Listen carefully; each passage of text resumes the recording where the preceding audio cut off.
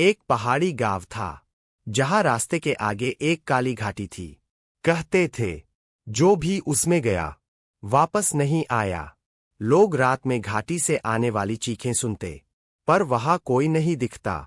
कहा जाता था वहां वो रहती है जिसका नाम लेना भी मनाही था। एक दिन साहस के लिए मशहूर वीरनंद नाम का लड़का अपने दोस्तों के साथ उसी घाटी में चला गया। गांव वालों ने रोका, वापस लौट जाओ, रात होने से पहले, नहीं तो तुम भी। पर वो हंसकर आगे बढ़ गया। पार्ट 2 घाटी का प्रवेश।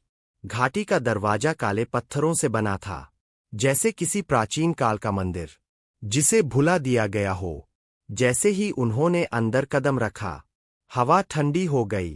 कानों में फुसफुसाहट, जैसे कोई पास ही बोल रहा हो, वापस जा, वापस। उनके कदमों की आवाज किसी और के कदमों की आवाज से मिलने लगी, पर पीछे कोई न था। पार्ट 3 गायब दोस्त। रात होने लगी, हवा में सड़ांध घुलने लगी। तभी लड़कों में से एक, रवि, चिल्लाया, कुछ मेरे पीछे है। सबने टॉर्च घुमाई, कुछ न दिखा। अगले ही पल रवि गायब था, बस जमीन पर उसके नाखून घिसटने के निशान और खून। पार्ट 4 परछाई। अब वे 2 बचे। अंधेरे में एक लंबी, दुबली औरत की आकृति दिखी। चेहरा बिना आंखों का, मुंह इतना बड़ा कि गले तक फटा हुआ। वो हवा में तैर रही थी, उसके साथ चेहरों की परछाइयां, जैसे 1000 आत्माएं उसके अंदर कैद हो। धीमी आवाज, जैसे कई लोग एक साथ बोल रहे हो, तुम भी आओ मेरे पास। वो उनकी तरफ बढ़ी, जिसकी उंगलियां इतनी लंबी जैसे हड्डियां बाहर निकलकर किसी की जान निकाल ले।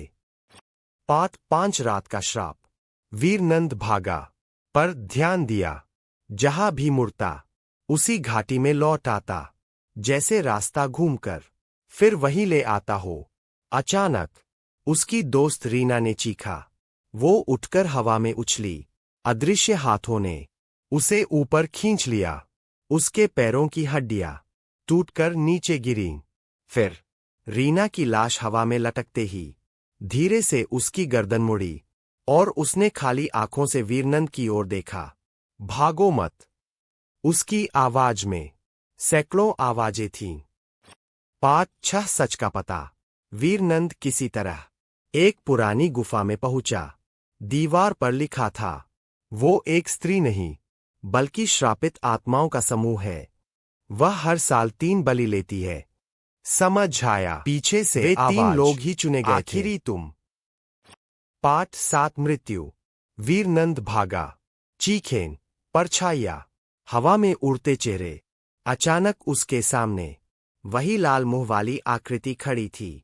उसने अपनी उंगलियां वीरनंद की आंखों में चुभो दी। खून फूट पड़ा।